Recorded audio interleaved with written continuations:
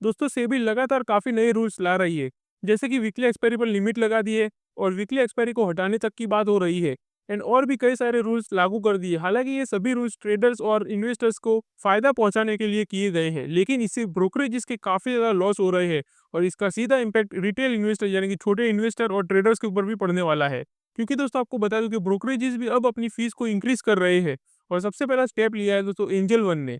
And उसी के साथ अब हमें देखने को मिल सकता है ज़ीरोधा, ग्रो, इन सब के अंदर भी हमें जैसे कि अपस्टॉक, इन सब के अंदर भी हमें फ़ी इंक्रीज़ होते दिख सकती है। और एंजल वन ने तो दोस्तों डेट भी अनाउंस कर दी है।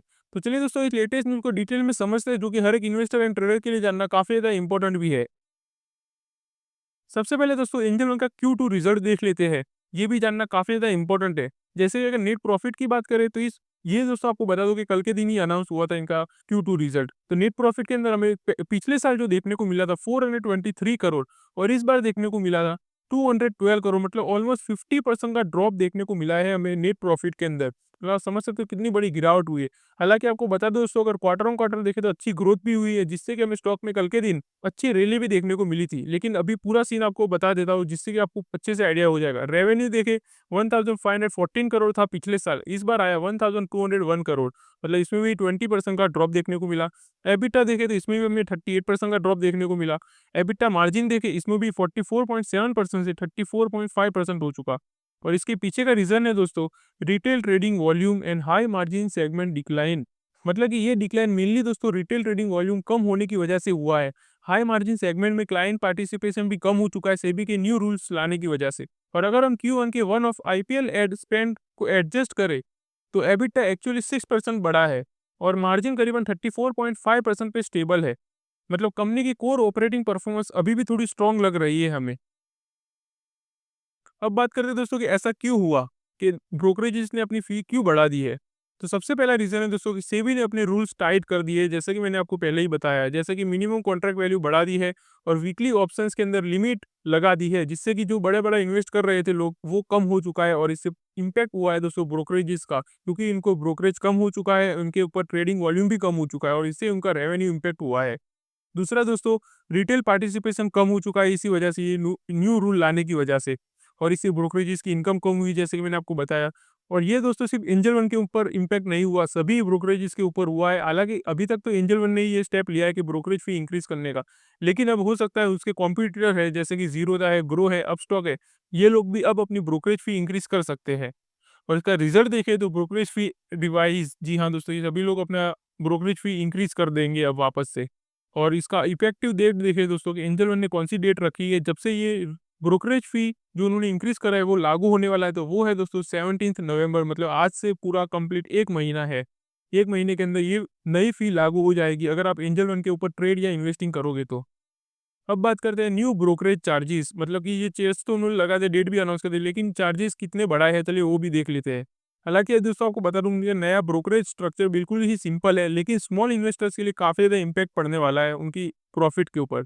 जैसे कि इक्विटी डिलीवरी देखे, जो लोग इक्विटी के अंदर इन्वेस्ट करते हैं, मतलब कि लॉन्ग टर्म के लिए इन्वेस्ट करते हैं, उसका अगर देखें तो मिनिमम ₹5 कर दिया गया है, 0.1% पर ट्रेड का। जो कि आपको लगता होगा दोस्तों कि ये ₹5 ही है, लेकिन ये पहले सिर्फ़ ₹2 था, मतलब कि डबल से भी ज़्यादा बढ़ा दिया है उन्होंने। तो ये इंट्राडे ट्रेड की देखें, जो कैश सेगमेंट में मतलब कि इंट्राडे के अंदर काम करते हैं, ट्रेडिंग करके, उनके अंदर 0.1% कर दिया है और ₹20 कर दिया है मिनिमम दोस्तों। और मिनिमम अगर हम देखें तो वो ₹5 कर दिया है, जो कि पहले अगर देखें तो 0.03% था और ये अब देखें 0.1% कर दिया, मतलब इतना ज़्यादा बढ़ा दिया है। और मैक्स कैप देखें तो वो भी दोस्तों ₹20 पर ऑर्डर का है। मतलब मैक्सिमम इतना लगेगा। और दोस्तों ये चार्जेस उन्होंने इंक्रीज़ करने का पीछे जो रीज़न दिया है वो है, उनको हेवीली इन्वेस्ट करना है टेक एंड सिक्योरिटी के अंदर अपने प्लेटफ़ॉर्म के ऊपर, और क्लाइंट का एक्सपीरियंस इंप्रूव करना है अपने प्लेटफ़ॉर्म के ऊपर। ये उनका रीज़न है दोस्तों, लेकिन इसका इम्पैक्ट तो छोटे इन्वेस्टर और ट्रेडर के ऊपर काफ़ी ज़्यादा पड़ने वाला है अभी के समय। अब बात करते हैं एंजल वन के स्टॉक का परफॉर्मेंस कैसा रहा। तो जैसे ही दोस्तों उनका Q2 रिजल्ट अनाउंस हुआ कल के दिन, हमें 1.7% की रैली देखने को मिली, मतलब अच्छा बूस्ट देखने को मिला स्टॉक के अंदर ही, क्योंकि दोस्तों क्वार्टर ऑन क्वार्टर अच्छी ग्रोथ हुई थी कंपनी की, लेकिन ईयर ऑन ईयर बेसिस के ऊपर काफ़ी ज़्यादा गिरावट हुई है प्रॉफिट के अंदर तो। और लास्ट 1 मंथ देखें तो 8.57% की ग्रोथ देखने को मिली है स्टॉक के अंदर। लास्ट 1 ईयर देखें 24.18% की गिरावट चल रही है।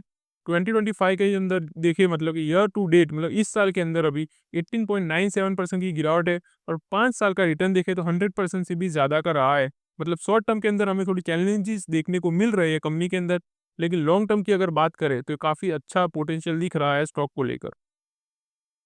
अब बात करते हैं दोस्तों कि ये हम जैसे ट्रेडर्स के लिए क्यों इतना ज़्यादा इम्पोर्टेंट है और क्या जानने लायक है। तो आपको बता दूँ जो स्मॉल टिकट ट्रेडर्स है उनकी अब कॉस्ट थोड़ी ज़्यादा बढ़ जाने वाली है। तो इन्हें अब ये कॉस्ट भी काउंट करके चलना पड़ेगा। दूसरा लॉन्ग टर्म इन्वेस्टर है उनको अच्छा प्लेटफ़ॉर्म मिलने वाला है मतलब स्ट्रॉन्ग सिक्योरिटी के साथ मिलने वाला है और क्लाइंट बेस भी काफ़ी सॉलिड हो जाने वाला है। मतलब लॉन्ग टर्म इन्वेस्टर्स के लिए काफ़ी अच्छी चीज़ हो जाएगी। और retail trading scene not like before मतलब कि दोस्तों ओवरऑल अगर हम देखें तो आपको अपनी स्ट्रेटेजी थोड़ी स्मार्ट तरीके से काम करना पड़ेगा आपसे प्रॉपर कॉस्ट प्लानिंग करने के बाद। तो ये चीज़ दोस्तों काफ़ी इंपॉर्टेंट होने वाली है आपके लिए अब। तो ये था दोस्तों लेटेस्ट न्यूज़ जो हर एक इन्वेस्टर एंड ट्रेडर के लिए जानना काफ़ी ज़्यादा इंपॉर्टेंट था क्योंकि ये अगले महीने से ही आपके अर्निंग के ऊपर इम्पैक्ट डालने वाला है। और अगर आप दोस्तों ऐसे ही स्टॉक मार्केट में अपडेटेड रहना चाहते हैं लेटेस्ट एंड इंपॉर्टेंट न्यूज़ के साथ तो आप चैनल को सब्सक्राइब भी करके रख सकते हैं। तो चलिए मिलते हैं अगली वीडियो में, तब तक के लिए हैप्पी इन्वेस्टिंग।